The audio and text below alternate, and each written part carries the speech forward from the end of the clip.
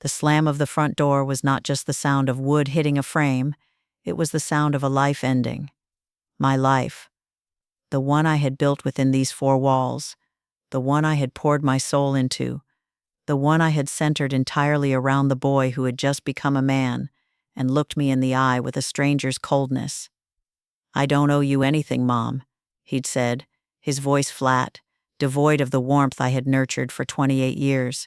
And then the door slammed, the latch clicking into place like the final lock on a coffin. My son, my Tyler, had just pronounced me dead to him. His wife Nancy had stood behind him, a smug, triumphant smirk on her face. They thought they had won. They had the house, the power, the momentum. They thought I was a relic from a bygone era, a grieving widow, too lost in the fog of the past to fight for her future.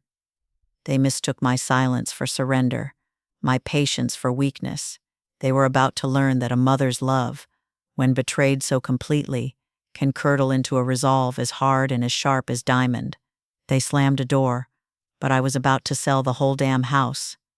It started as these slow-motion tragedies often do, with an act of love born from a place of profound loss. When my husband Frank passed away after a sudden illness, the silence in our big Cincinnati house became a physical entity. It sat with me at the kitchen table. It walked the halls beside me. It lay down in the empty space in our bed. I was drowning in it. Tyler and Nancy, married for just over a year, were living in a tiny overpriced apartment downtown. Their phone calls were a constant litany of complaints. The thin walls, the rising rent, the impossibility of saving for a down payment. My heart ached for them, and for the echoing quiet of my own life. It was my idea, my foolish, mother-hearted idea. I invited them to move in with me. I pictured the house filled with life again, the smell of Nancy's cooking mingling with my own, the sound of their laughter chasing away the ghosts. I envisioned a new kind of family, a multi-generational haven against the harshness of the world. I remember the day I proposed it, my voice trembling with a hope that now feels like a deep and profound naivete. "There's so much room here," I'd said, sitting with them on the back porch Frank had built. "You could save for a house of your own, and I wouldn't be so alone." Nancy's eyes, a cool, pale blue, had lit up with a speed that should have been a warning sign. "Oh, Margaret," she'd cooed, her hand fluttering to her chest in a gesture of faux surprise. "We couldn't possibly impose, it's too generous." Tyler, my son, my only child, had played his part with devastating precision. He'd wrapped an arm around my shoulder, his touch feeling like a comfort then but a cage in retrospect. "Mom, are you sure? We wouldn't want to be a burden." I had waved their protests away, so desperate to feel needed again. "Don't be silly," I'd said, my heart swelling with a sense of purpose I hadn't felt in months. "This house needs life. It needs you." And so they came, with their boxes and their smiles and their promises. "We'll take such good care of you, Mom," Tyler had sworn, kissing my cheek. I believed him. I wanted to believe him more than I had ever wanted anything. I thought I was inviting my family home to heal together. I didn't realize I was simply opening the door to a pair of well-dressed, smiling invaders who saw my grief as an opportunity and my love as a resource to be plundered. The occupation of my home began not with a battle, but with 1,000 small, quiet surrenders. The first thing to go was the wallpaper in the dining room. It was a soft floral print that Frank and I had picked out together, a symbol of our shared taste, our shared life. I came home from a trip to Walmart one afternoon to find Nancy peeling it off in long, satisfying strips, a look of intense concentration on her face. "What do you think, Margaret?" she'd asked, not waiting for an answer. "I'm thinking a nice, neutral gray. It will make the room feel so much bigger and more modern." I felt a lump form in my throat. "But Frank and I chose that paper," I'd whispered, the words feeling small and powerless. "I know," she'd said with a bright, dismissive smile, "and it was lovely for its time. But tastes change. We need to update the space to reflect all of us. All of us." That became their justification, their mantra for the slow, systematic erasure of my life from the walls of my own home. Next came the furniture. The sturdy, comfortable armchair where Frank had read the paper every morning was replaced by a sleek, low-slung leather thing that looked like it belonged in an office lobby. "The old one was just so worn out, Mom," Tyler had explained, his voice laced with a condescending pity. This one is Italian leather. It's an investment. My collection of family photos on the mantelpiece, Tyler's school pictures, our wedding portrait, a faded photo of my own parents on their wedding day, were gradually taken down. We're just decluttering, Nancy would say, replacing them with a single large abstract canvas of angry-looking blue streaks. It creates a more sophisticated focal point. Every change felt like a small death, a quiet negation of my past. The injustice of it all began as a slow burn in my chest. This was my home, filled with the ghosts of my happiest memories, and they were exorcising them one by one, redecorating my life as if it were a fixer-upper they had bought on the cheap. Even the food, the very heart of my role as a mother and homemaker, became a front in their campaign. My Sunday meatloaf, a recipe Tyler had once begged for, was now deemed too heavy and full of preservatives. My pot of morning grits was met with a lecture from Nancy about empty calories. They embarked on a series of ever-changing expensive diets, filling the refrigerator with foods I didn't recognize and couldn't pronounce. The comforting smell of my home was replaced by the alien scent of steamed vegetables and simmering resentment. I was being made to feel like a relic in my own kitchen, my love and care dismissed as outdated and unhealthy. I found myself retreating more and more to my bedroom, the one space they had not yet conquered. I would sit on the edge of my bed, the bed I had shared with Frank for 4 decades, and listen to the sounds of my life being dismantled. The scrape of furniture being moved, the murmur of their voices planning the next update, the confident, happy laughter that never included me. I told myself I was being overly sensitive, that this was the price of not being alone, but the loneliness I felt then, surrounded by people who were actively erasing me, was 1,000 times more profound and painful than the quiet solitude I had known before. The subtle conquest of my home's decor was merely the prelude to a much more audacious and devastating campaign, the takeover of my finances. The maneuver was executed with the chilling precision of a corporate raid, all under the guise of loving familial concern. They staged the intervention one evening at the new uncomfortable dining table they had insisted on buying. Tyler had a laptop open, and Nancy had a folder of my own bills spread out before her. "Mom," Tyler began, his voice a carefully calibrated instrument of solemnity, "we were just going through some of your paperwork, and honestly, we're a little worried. It seems like a lot for you to manage on your own." Nancy chimed in, her voice a soft, persuasive murmur. "We just want to make sure you're taken care of, Margaret. What if you missed a payment? The penalties can be so steep. We think it would be so much easier if we helped you organize everything." My defenses immediately went up. Frank and I had been diligent savers. He had worked 2 jobs for years to ensure that I would be left financially secure, independent. My savings, my pension, they were my last bastion of autonomy, the one part of my life that was still unequivocally mine. "I've been managing my own finances for over 40 years, Tyler," I said, my voice tight. "I know what I'm doing." "Of course you do, Mom," he soothed, his tone so placating it felt like an insult. "No one is questioning your ability. This is about family helping family. It's about letting us take some of the burden off your shoulders so you can relax." They were masters of this emotional blackmail. They framed their power grab as an act of love, of filial duty. To refuse would be to seem suspicious, paranoid, and ungrateful. It would mean starting a fight I was too weary to wage, and so, against every screaming instinct in my soul, I relented. The next day at the bank was a surreal out-of-body experience. Tyler, holding my elbow in a gesture of feigned support, did all the talking. He told the bank manager a beautifully crafted story about creating a consolidated family estate account to make things easier for his beloved mother. I signed the documents where he told me to, my signature feeling like a forgery of my own will. And just like that, the keys to my financial kingdom were in their hands. For the first few weeks, they maintained the illusion of responsibility. The utility bills were paid. But then the bank statements, which they started trying to intercept, began to reveal the truth. There were charges from high-end restaurants in downtown Cincinnati. There were online shopping sprees for designer clothes. There was a weekend trip to Chicago that I only learned about through a photo Nancy posted on social media. I found a statement they had carelessly left on the kitchen counter, and confronted Tyler, my hand shaking as I pointed to a charge for several $1,000s from an electronics store. A massive, wall-sized television now dominated the living room. "What is this, Tyler?" I asked. "It's an upgrade, Mom," he said, not even looking away from the screen. "An investment in the property. It increases the resale value for all of us. The sheer audacity of it left me breathless. My life savings, the money Frank and I had scrimped and saved for our old age, was being used to invest in a house they were living in for free, and I was being told it was for my benefit. I was no longer a mother. I was a resource. I was the silent, involuntary backer of their increasingly extravagant lifestyle. The injustice of it was a constant, dull ache in my chest. I had given them my home, my trust, and now, my financial security. I was funding my own marginalization, paying for the very chains that were binding me, and they had the audacity to call it family.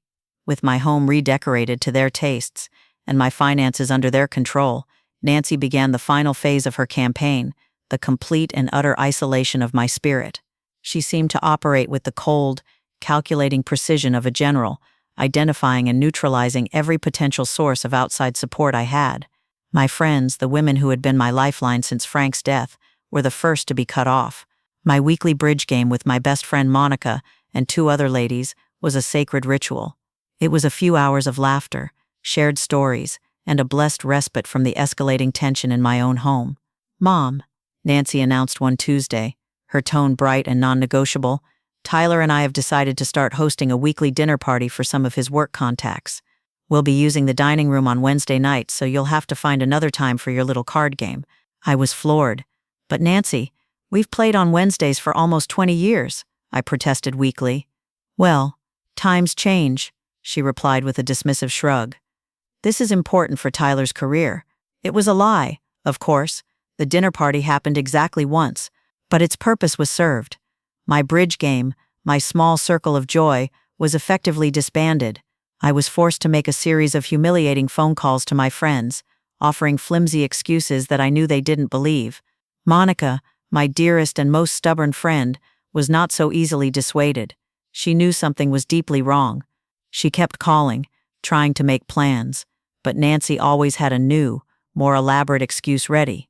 I would listen from my bedroom, a helpless prisoner, as Nancy's voice, a masterpiece of feigned concern, wove a tapestry of my supposed decline.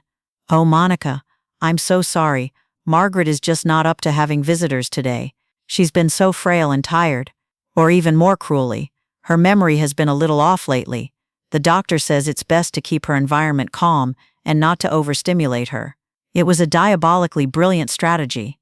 She was not only cutting me off from my support system, but also actively constructing a narrative of my incompetence.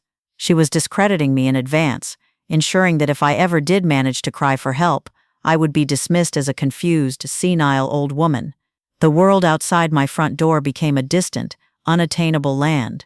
They had sold my car, claiming it was unsafe for me to drive, leaving me completely dependent on them for transportation, a service they rarely, if ever, provided. A trip to the Target for my own toiletries became a complex negotiation that usually ended with, "We'll try to get to it this weekend, Margaret." My world shrank until it was contained within the 4 walls of the house, and within those walls I was an inmate. The loneliness was no longer a dull ache, it was a sharp, stabbing pain. It was the excruciating loneliness of being erased while still breathing. They no longer bothered with the pretense of including me in their lives. They would talk over me, around me, about me, as if I were a piece of furniture that happened to be breathing. Their cruelty became casual, a part of the daily routine. Tyler would helpfully explain the plot of a television show to me as if I were a child. Nancy would organize my bookshelf, donating books she deemed too old-fashioned. I was being infantilized and erased, my identity worn away by the constant daily friction of their disrespect.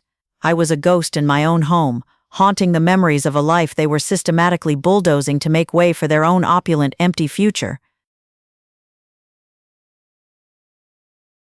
The final battle was for the house itself. It was the ultimate prize in their long strategic campaign of conquest. They staged the scene with their usual theatrical flair, sitting me down in the cold, uncomfortable living room one evening.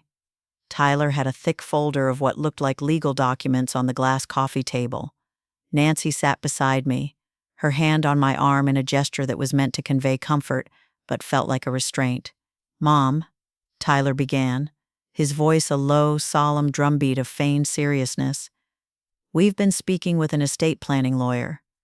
The word estate hung in the air like a vulture circling. He's made us aware of some significant risks. When you pass away, the government could take a huge portion of the house's value in taxes. Everything you and Dad worked so hard for could just be lost to probate. Nancy chimed in, her voice a soft, sympathetic whisper. We don't want to see that happen, Margaret.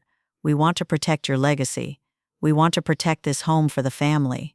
They wove a confusing, terrifying tapestry of legal jargon. Inheritance tax, capital gains, revocable trusts, all designed to overwhelm and frighten me. I was tired. I was worn down by months of their psychological warfare. I didn't understand the intricacies of what they were saying, and that was precisely their plan. Then Tyler slid a document across the table. It was a quitclaim deed.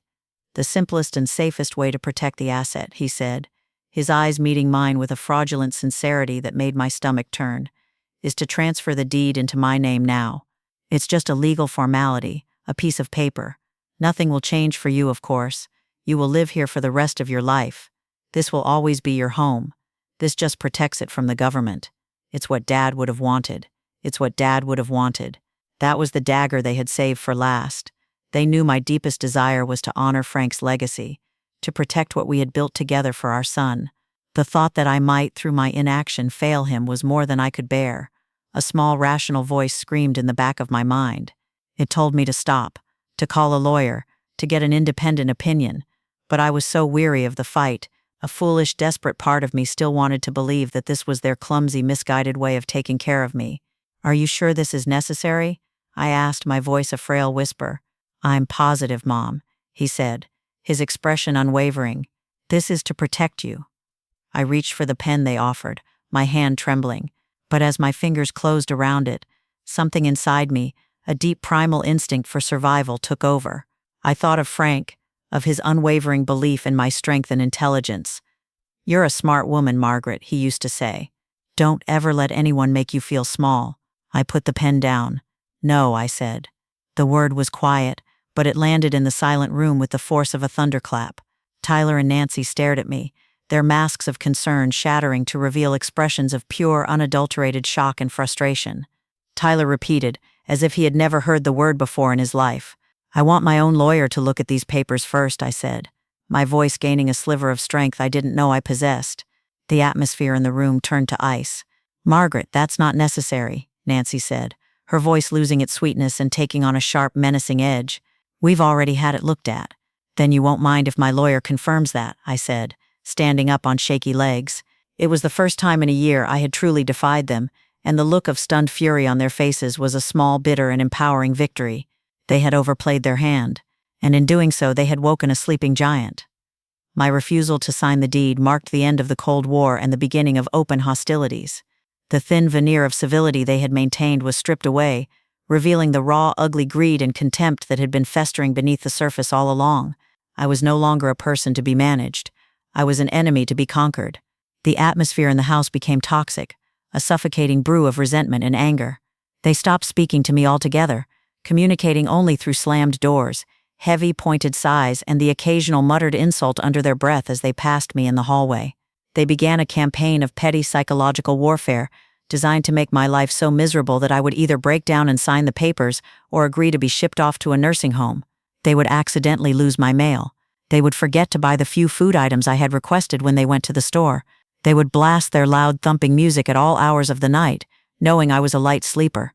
It was a daily onslaught of small cruelties, each one designed to wear me down. The final explosive confrontation happened over something so trivial, so meaningless, that its memory is almost absurd. I was in the kitchen, making myself a cup of tea. Tyler came storming in, his face a thundercloud. He had been looking for his car keys and couldn't find them. He had decided, for no logical reason, that I had moved them. Where are they, Mom? He demanded, his voice a low growl. Where did you put my keys? I haven't seen your keys, Tyler, I said calmly. I'm sure they're right where you left them. No, you're always moving things, tidying up, putting things where they don't belong, he snarled, his anger escalating. You're so forgetful. You probably thought they were yours and put them in your purse. The accusation, so baseless and insulting, was the final spark on a year's worth of dry tinder. I did not touch your keys, I said, my voice rising with a strength that surprised us both. And I am not forgetful. I am tired. I am tired of being disrespected in my own home. I am tired of being treated like an inconvenience, like a child, like a ghost." Nancy came into the kitchen then, drawn by the raised voices. She immediately took Tyler's side. "Margaret, calm down," she said, her voice dripping with condescension. "You're getting hysterical. It's just a set of keys." That's when I turned on her. "No, it is not just a set of keys. It is about respect. It is about the fact that you two have marched into my home, my life, and tried to erase me.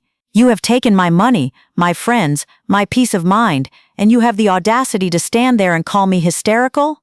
That was the moment Tyler snapped. He stepped toward me, his face contorted into a mask of pure ugly rage that I didn't recognize as my son. "You want to talk about what we've taken?" he spat. "We have given you company. We have updated this dusty old house. We have given you a life, and all you do is complain. I don't owe you anything, Mom. Not my time, not my money, not my respect. I don't owe you a thing." He punctuated his tirade by turning and slamming the front door so hard that a picture frame fell off the hallway wall and shattered on the floor. The sound of the glass breaking was nothing compared to the sound of my heart shattering into a million irreparable pieces. "I don't owe you anything." The words echoed in the sudden ringing silence. My son, the boy I had carried, nursed, and loved with every fiber of my being, had just declared that his entire existence was a debt he refused to acknowledge. In that moment, looking at the broken glass on the floor, I knew that whatever love I had left for him had died, and in its place, something cold and hard and unbreakable was beginning to form. The silence that followed the slammed door was not an empty silence.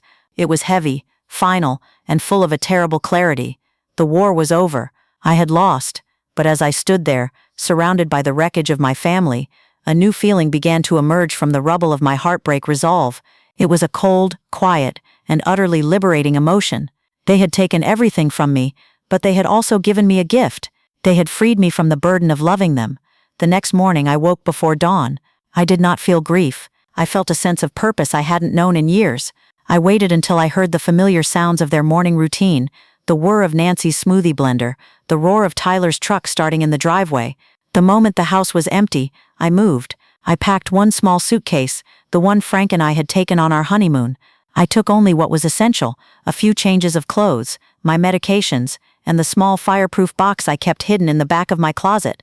Inside that box was my Declaration of Independence, the original unassailable deed to the house, with my name, Margaret Davis, as the sole legal owner. I walked through the house one last time, not with sadness, but with the detached air of an inspector. I saw not a home, but a crime scene. I saw the ugly furniture they had bought with my money, the barren walls they had stripped of my memories. Then I walked out the front door, leaving my key on the kitchen counter, a silent, final statement. I didn't look back. My first call was to my best friend, Monica. I used a payphone at a gas station a few blocks away. "Monica," I said, my voice steady. "I've left. It's time." She didn't ask questions. She didn't offer pity. She just said, "I'm on my way. Where are you?" I stayed with Monica for a week, sleeping in her quiet guest room, planning my counteroffensive. She was my confidante, my general, my rock. She connected me with a lawyer she knew, a formidable woman named Miss Albright, who specialized in elder law and had a reputation for taking no prisoners. Our first meeting was a revelation. I laid out my story, my evidence, the deed, the bank statements I had secretly printed, a small notebook where I had documented every insult, every act of cruelty. Miss Albright listened, her expression growing colder with every word. When I finished, she looked at me with a mixture of professional outrage and personal empathy. "Margaret," she said, her voice like steel, "what they have done is not just a moral failing, it is a legal one. This is financial exploitation, emotional abuse, and illegal tenancy. We are not just going to get them out of your house, we are going to make them pay." Her words were a validation, a confirmation that I was not crazy, not hysterical, not bitter. I was a victim of a crime, and I was about to become a plaintiff. The plan Ms. Albright formulated was brilliant in its simplicity and its brutality. "We are not going to file for a messy eviction," she explained. "That gives them time to fight, to delay. We are going to do something much cleaner. We are going to sell the house right out from under them." The audacity of it took my breath away. While they were living in their house, secure in their belief that they had won, I would be quietly, legally, and irrevocably liquidating their stolen kingdom. They thought they had slammed the door on me. They had no idea I was about to remove the entire house from its foundation. Required a level of stealth and deception that felt both terrifying and exhilarating. I remained in hiding, living in a small, furnished apartment that Monica had helped me rent under her name. I became a ghost, erasing my own presence from the world so that I could orchestrate my return with maximum impact. Ms. Albright hired a real estate agent who was a master of discretion. There would be no for sale sign on my lawn, no public open houses. The property would be shown by appointment only, marketed as a pocket listing to a select group of pre-qualified buyers. The agent's cover story was a work of genius. He presented himself to Tyler and Nancy as an appraiser from the bank, sent to conduct an evaluation for a potential home equity line of credit. They, blinded by their own greed and arrogance, bought it completely. They probably thought it was a brilliant idea to leverage their asset for even more cash. They proudly gave him a tour of the house, pointing out all the upgrades they had made with my money: the new kitchen countertops, the minimalist living room, the Zen garden that had replaced my roses. They were unwittingly acting as sales agents for their own downfall. I waited, my days a tense mixture of hope and fear. I spoke with Miss Albright daily, getting updates on the showings, on the legal preparations. It was a high-stakes game of chess, and every move had to be perfect. The offer came faster than any of us had anticipated. A young surgeon and his family were relocating to Cincinnati and fell in love with the house's solid structure and beautiful large yard. They made a full cash offer, significantly over the asking price, and they wanted to close in 2 weeks. This was it, the point of no return. The closing was a quiet, surreal affair at Miss Albright's office. I signed the documents, my hand surprisingly steady. The deed to my home, the physical embodiment of my life with Frank, was transferred to a new family. As the cashier's check was slid across the table, a number so large it seemed like a fiction, I felt a wave of profound, dizzying relief. I had done it. I had taken back everything. Now all that was left was for them to be notified of their defeat. We decided that the new owners would be the ones to deliver the news. It was cleaner, more final. They were not being evicted by a scorned mother. They were being displaced by the cold, hard reality of a legal property sale. The new family, the Watsons, were scheduled to arrive with their moving truck at 9 o'clock on a Saturday morning. I spent that night in my small apartment, sleepless, my mind replaying the events of the past year, my heart a nervous drum against my ribs. At 9:15 a.m. on Saturday, my phone rang. It was an unknown number, but I knew. I took a deep breath and answered. "Mom." Tyler's voice was a raw, ragged shriek of pure, unadulterated panic. "What did you do? There's a moving truck in the driveway. A family is here with a deed. They're saying they bought the house." I let the silence stretch for a moment, savoring his confusion, his terror. "I sold the house, Tyler," I said, my voice as calm and clear as a winter morning. "It was my house to sell."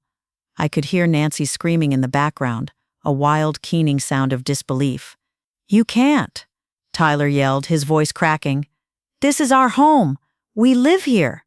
"No, dear," I said, my voice quiet but laced with steel. "You lived there, as my guests. And the visit is over. The people on your porch are the new legal owners. They have a court-ordered notice for you to vacate the premises immediately. I suggest you comply." You planned this," he whispered, the dawning horror in his voice, the sweetest music I had ever heard. "You planned this whole thing. You don't owe me anything, remember?" I said softly, throwing his own cruel words back at him. "And it turns out, I don't owe you a roof over your head. Goodbye, Tyler." I hung up the phone. The Queen had not just reclaimed her castle. She had sold it for a profit and moved to a warmer, more peaceful kingdom. The aftermath of their eviction was a spectacular display of public humiliation, the details of which were gleefully reported to me by Monica, who had received a full, play-by-play account from a very observant neighbor. The Watsons, the new owners, had been kind but unyielding. The police were called to supervise a peaceful transition of tenancy. Tyler and Nancy were forced to frantically pack their designer clothes and minimalist furniture into a rented U-Haul while the entire neighborhood watched from behind their curtains. Nancy, apparently, had a full-blown meltdown on the front lawn, screaming about my betrayal, while Tyler just stood there, shell-shocked and defeated. Their kingdom, built on a foundation of my stolen money, and their boundless arrogance had been publicly dismantled in a single morning. They were forced to move into a cheap extended-stay motel on the other side of town, a place with stained carpets and the lingering smell of despair. The luxury SUV was repossessed. Their credit was ruined. They had tried to erase me, and in the end, they were the ones who had been rendered homeless and insignificant. They attempted to sue, of course. Their new cut-rate lawyer sent a blustering letter to Ms. Albright, claiming emotional distress and seeking financial damages. Ms. Albright responded with a concise 2-page letter that not only outlined their complete lack of any legal standing, but also included a detailed accounting of the funds they had misappropriated from my accounts, along with a formal demand for repayment. We never heard from them again. As for me, I embarked on the quiet, joyful project of building a new life. With the proceeds from the sale, I was not just secure, I was wealthy. But the money was never the prize. The prize was the freedom it represented. I bought a beautiful, sun-drenched condominium in a quiet complex with a community garden and a library. It wasn't a large house, but every inch of it was mine, a space defined not by my past, but by my future. The first thing I did was hang my family photos back on the walls, not the curated minimalist collection Nancy would have approved of, but a joyful, chaotic jumble of memories. Frank and me on our wedding day, Tyler as a gap-toothed little boy, my own parents, young and full of hope. I was reclaiming my history, piece by piece. I reconnected with my friends. Monica and I re-established our weekly bridge game, and the laughter was a healing balm. I joined a pottery class. I volunteered at the local animal shelter. My world, which they had tried to shrink to the size of a single bedroom, expanded again, becoming vibrant and full of light. I was no longer just a mother or a widow. I was Margaret, a woman with her own interests, her own friends, her own life. The lawsuit for the misappropriated funds was settled quietly.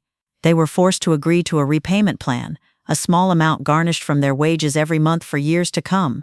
It wasn't about getting the money back. It was about accountability. It was a constant legal reminder of their betrayal. I took every cent of that money and used it to establish a fund at a local women's shelter. It was called the Don't Owe You Anything Fund, and it provided emergency grants to elderly women who were victims of financial abuse by their families. My son's greatest insult had become my greatest legacy. I sit on my new balcony now, a cup of coffee warming my hands, and I watch the sun rise over Cincinnati. The air is cool and clean, and the quiet is a comforting blanket, not a suffocating shroud. My life is small and beautiful, curated not by someone else's aesthetic, but by my own sense of peace. I don't think about Tyler and Nancy often. The anger has long since faded, replaced by a kind of weary, distant pity. They were so consumed by their own greed, so desperate for a life they felt they were owed, that they destroyed the one person who had ever truly loved them. It is a tragedy of their own making, and they will have to live with the consequences for the rest of their lives. A few months ago I received a letter, forwarded from Monica. The handwriting was shaky, almost childlike. It was from Tyler. It was not an apology. It was a rambling, self-pitying account of his hardships. He wrote about how Nancy had left him, how he was struggling to find work, how his life was a mess. It ended with a single stunning sentence. "After everything, I think you owe it to me to help." I read the letter, and then I did something the old Margaret would never have done. I laughed. A real, deep, genuine laugh. The sheer, unmitigated gall of it was almost impressive. I took the letter, walked over to the paper shredder Monica had given me as a housewarming gift, and I fed it into the machine. I watched as his words, his entitlement, his complete lack of self-awareness were turned into a meaningless confetti of paper. My help, my love, my resources, they were no longer his to claim. I had found new places to invest my heart. I had found myself. My story is not one of revenge. Not really. It is a story of reclamation. It is the story of a woman who was told she was owed nothing and realized she was worth everything. It is a story about the quiet, unshakable power that comes from knowing your own value, even when those closest to you have forgotten it. I am not a victim. I am a survivor. And as I watch the morning light spill across my garden, I am filled with a profound and lasting peace. He slammed the door in my face, but I was the one who locked it behind me, forever.